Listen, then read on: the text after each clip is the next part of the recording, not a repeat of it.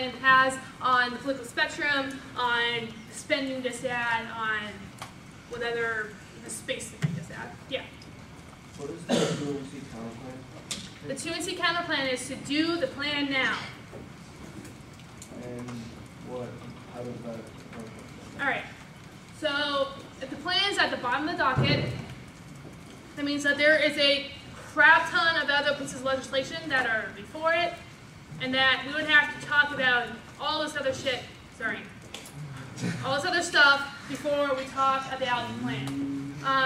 That would mean that the plan would get passed for a very long time, right? If the plan's at the bottom of the docket, plans get passed for a long time. Counterplan would be to do the plan now. Get the stuff, get all the advantages to solve for in status quo as soon as possible instead of waiting for all these other pieces of legislation to go through. Does that make sense, Augusta? Yeah. If you think you're going to lose the politics decide, can you just agree that the plan's at the bottom of the docket and then say that their time frame is now messed up and their extinction occurs before they solve? A lot of times you don't want to just like kind of concede the plans at the bottom of the docket because it also has implications for your other disads that you're going for. So let's say if you ended up conceding that the plans at the bottom of the docket, that also calls into question the link on the disad that you're actually going to go for, or the critique that you're actually going to go for. And yes, it does call into question the time frame of their impacts, but it also means you don't have a disad to win the debate. You have no offense. Does that make sense? Okay. Is everyone clear on this one? All right. A plan happens during a special session. What does that mean?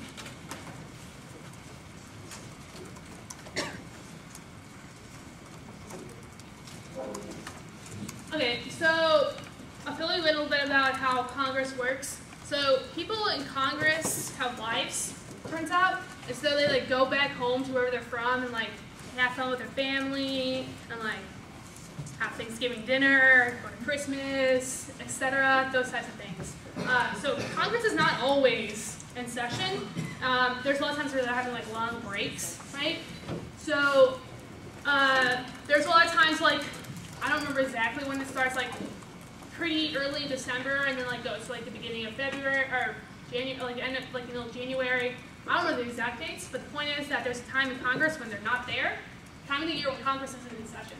So the special session would be that they would, if the plan passed, then we would like call everyone, be like, hey, stop having Thanksgiving dinner and come to Congress to like come back to Washington, D.C., and then they would talk about the plan and get it passed. That's what a special session is. What are some reasons that's bad? Yeah. It's not real world at all. Yeah, it really doesn't allow for us to have politics disads, any sort of, really just politics disads, because there's obviously not going to be other things going on in the special session, like the skip the disad, anything like that. The counter-interpretation that I think we should read on this argument is that, again, that the political process happens, that the special session would implicate, the special session would have two implications. Either special session would not happen, because that's not what normally happens, it's not normal means to get a piece of legislation passed, or that SCIFA would still be brought up during special session, and Obama would spend his political capital to get it passed, and then he would lose it. Yeah? Could you say that again? Yeah, sure. The first one would be that this normal means would mean that the special session doesn't even happen in the first place. A lot of times we just don't like call people up and be like, show up in Washington, D.C. So that's a question of, does that normally happen? The other implication, even if statement, is that if there was a special session, that SCIFA would be implicated in the mess as well. Obama would lose his political capital in the plan and still not be able to get SCIFA passed. This doesn't really avoid, so the impact of that is that special session, and the plans in the special session, it still doesn't avoid the link to the disad, because Obama still has to expend political capital on the plan, and therefore cannot get SCIFA passed. Yeah. Wouldn't this also sever out of the immediacy of the plan? What do you mean? Wait, is it a special session for SCIPTA or for the plan? For the plan. Okay, but well, aren't we gonna fiat that the plan happens now? So Sorry. wouldn't that, if we're gonna fiat that the plan happens now, wouldn't that also sever out like the immediacy of the plan? Well, the counter interpretations, a lot of times you want to make sure that they are cohesive and make sense to with each other. So the fiat, so the plan happening now still has implications. Like I said, so if you starting over. If the plan happens now, then that would still follow the link of the special session would still have implications for SCIPTA and abominable political capital. If the plan does not happen now and happens during a regular session, then that means he would still lose his political capital for SCIPTA. Does that make sense? Either way, in both worlds, he would lose the political capital and can't get SCIPTA passed.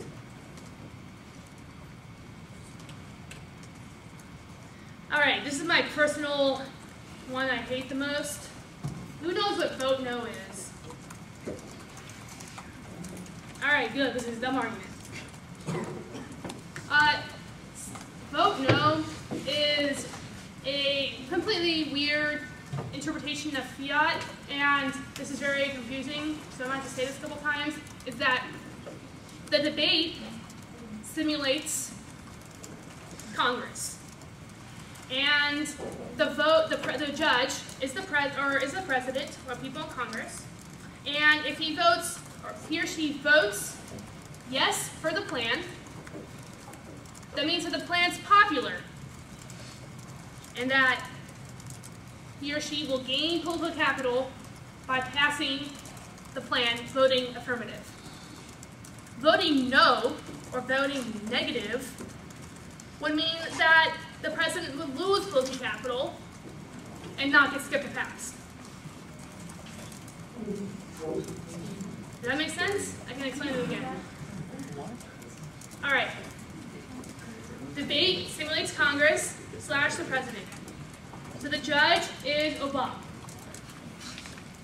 Voting yes or voting F in the debate would mean that the plan's popular and that the president gains political capital.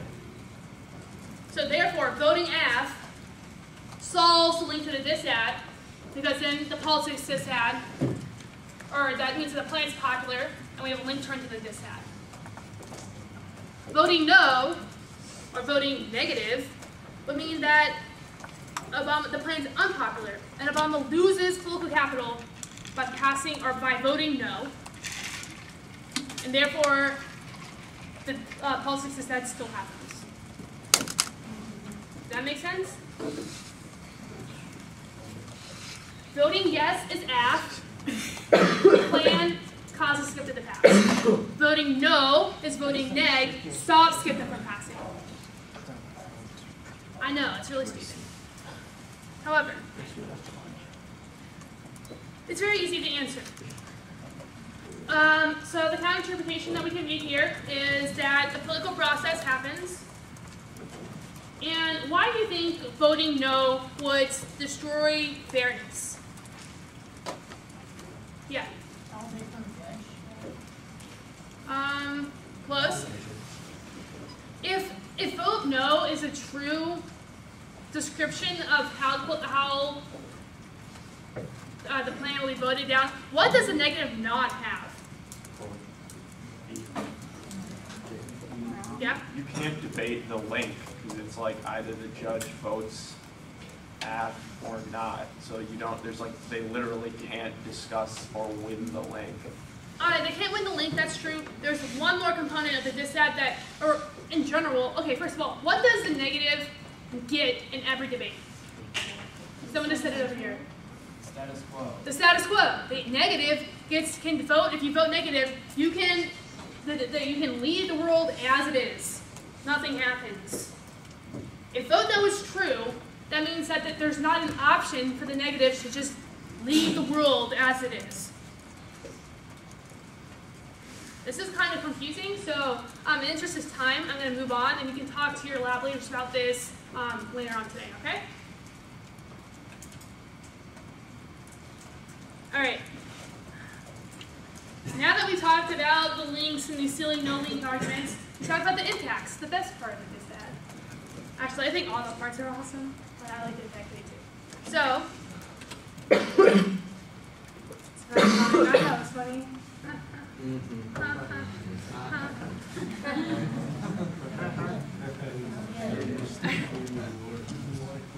All right, moving on. So, this is a brief talk about impact calculus that applies to any dissad, really.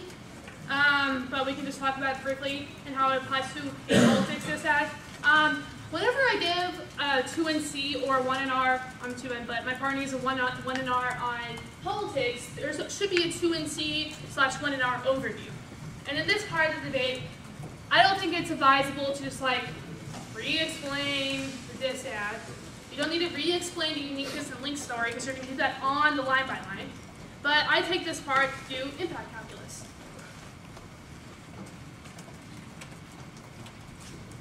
What are the 4 parts of impact calculus?